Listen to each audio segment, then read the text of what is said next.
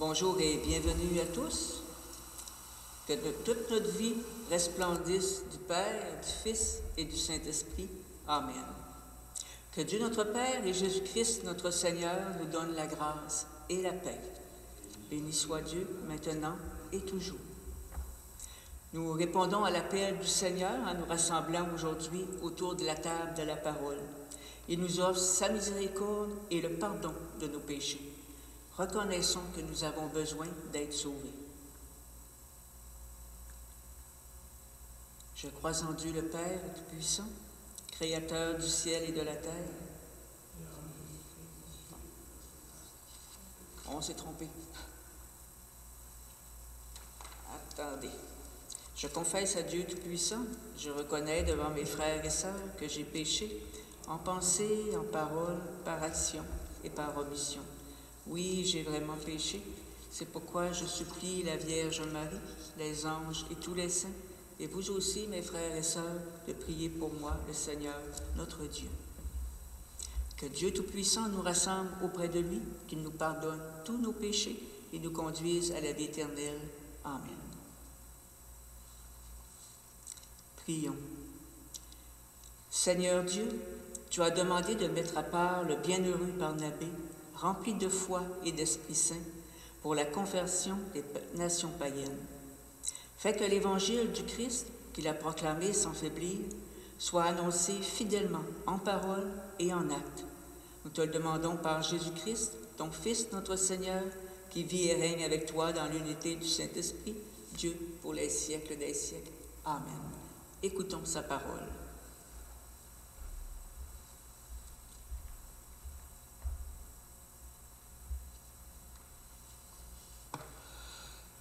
Lecture du livre des Actes des Apôtres. En ce jour-là, à Antioche, un grand nombre de gens devinrent croyants et se tournèrent vers le Seigneur.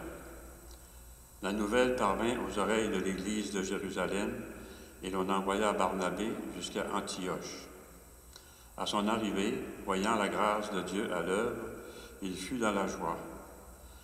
Il les exhortait tous à rester d'un cœur ferme, attachés au Seigneur. C'était en effet un homme de bien, rempli d'Esprit Saint et de foi. Une foule considérable s'attacha au Seigneur.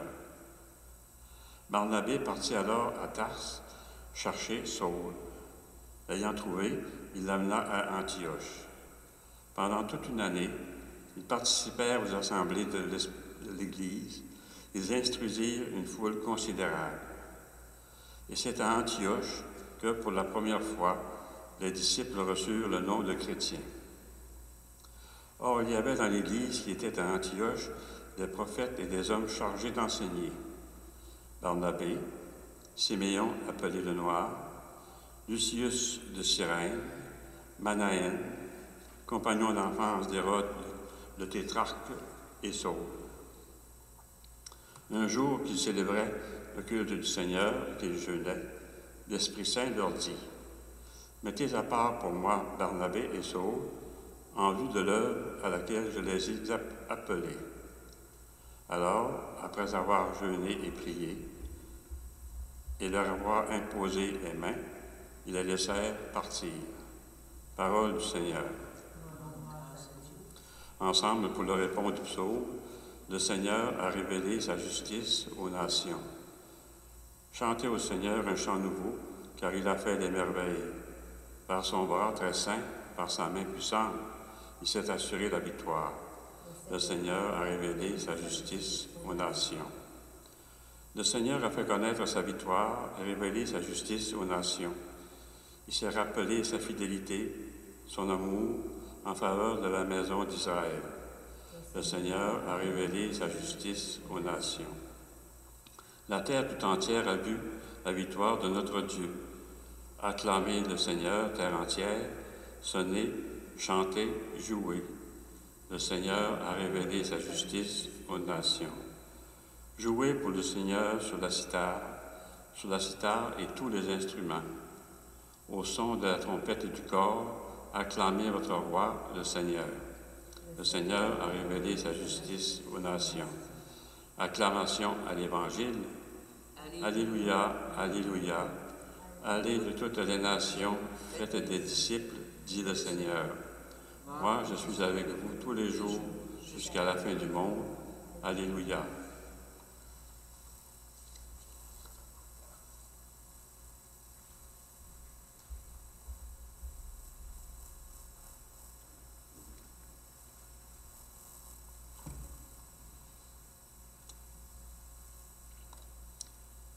Évangile de Jésus-Christ selon saint Matthieu.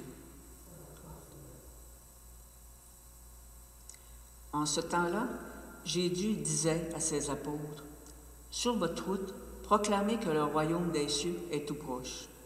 Guérissez les malades, ressuscitez les morts, purifiez les lépreux, expulsez les démons. Vous avez reçu gratuitement, donnez gratuitement.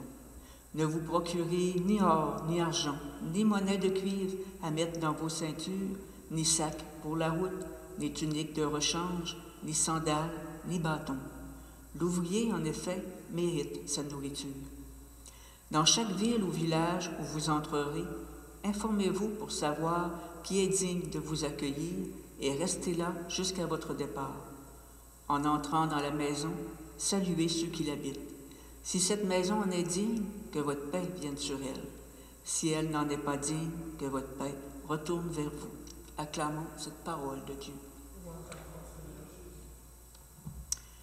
Deux choses à retenir, une générosité reconnaissante et la dépendance fidèle. Tout d'abord, la générosité reconnaissante. Je pense que le point de départ de Jésus est incroyablement significatif. Il leur dit de guérir, de ressusciter, de purifier et d'expulser. En bref, il leur demande d'imiter son engagement à s'opposer à toutes les forces qui priveraient les enfants de Dieu de la vie abondante que Dieu désire pour eux. De plus, il leur dit de le faire gratuitement, sans attendre de paiement ni de retour. Pourquoi? Vous avez reçu gratuitement, donnez gratuitement. N'est-ce pas vrai dans nos vies? Combien de choses qui sont les plus importantes pour nous, ces choses que nous n'échangerions pas ou ne vendrions jamais, ne nous ont pas été, dans une certaine mesure, données. Si nous pouvons non seulement croire cela intellectuellement, mais aussi refléter et intérioriser cette réalité dans notre vie quotidienne, que tout ce que nous avons de valeur nous a été donné gratuitement, alors nous ne pouvons qu'être reconnaissants.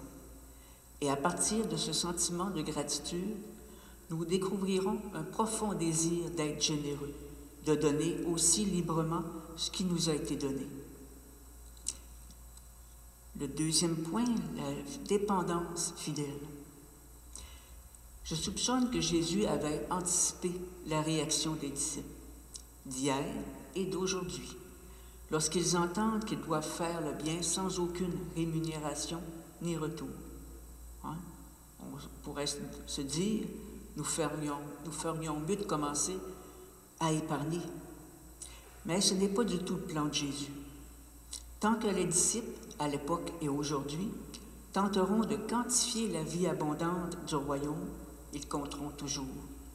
Et ils voudront prendre davantage de tout ce qu'ils ont.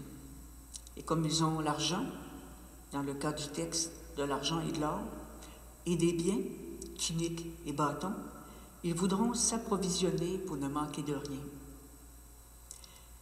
Jésus sait qu'ils n'ont pas encore vraiment vécu dans un sentiment de générosité reconnaissante, qui se caractérise par un profond sentiment d'abondance.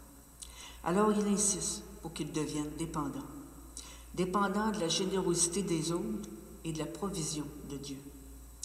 Notez cependant qu'il ne s'agit pas à contre-cœur d'une faible dépendance d'une subsistance, mais plutôt de la dépendance fidèle de ceux et celles qui font confiance à Dieu et donc à ceux qui les entourent. Encore une fois, la question est simple.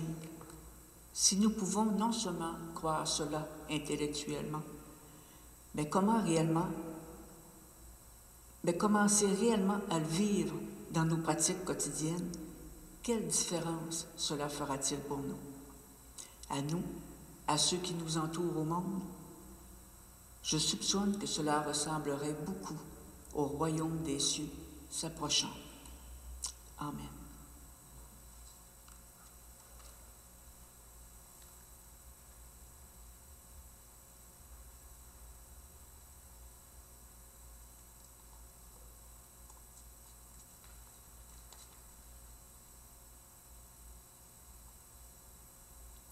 Je vous invite à vous lever.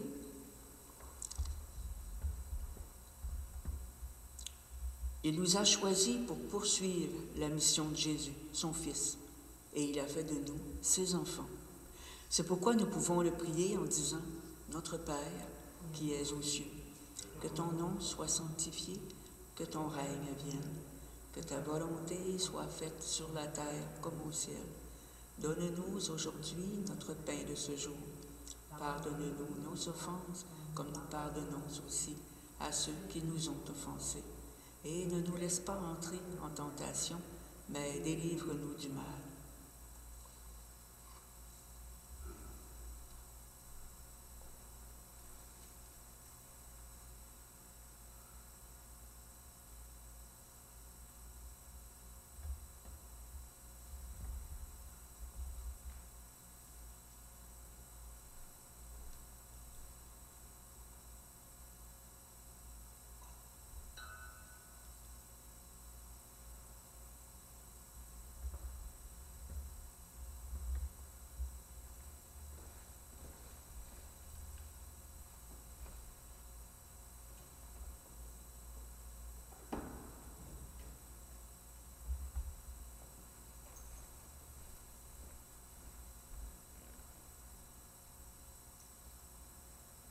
Il nous donne son corps et son sang comme signe de son amour. Voici l'agneau de Dieu qui enlève le péché du monde.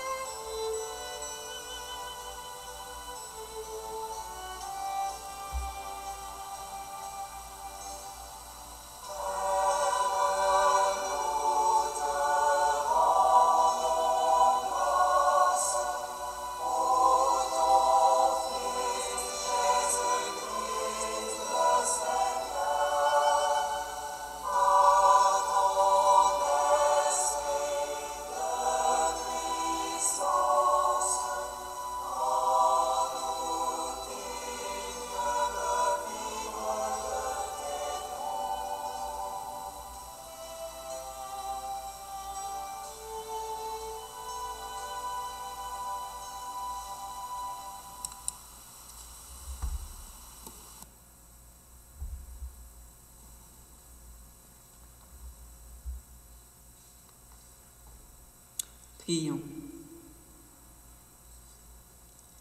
Ayant reçu de toi, Seigneur, le gage de la vie éternelle, nous te supplions humblement.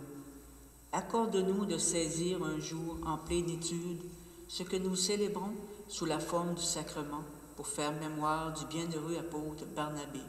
Te le demandons par le Christ notre Seigneur. Amen. Et que Dieu nous bénisse, le Père, le Fils et le Saint-Esprit. Amen. À l'invitation de Jésus, proclamons que le royaume des cieux est tout proche.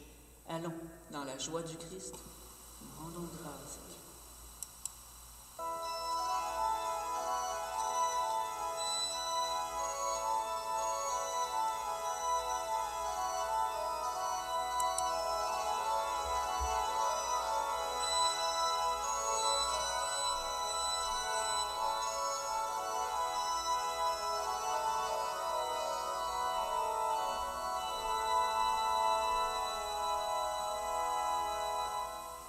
Vous en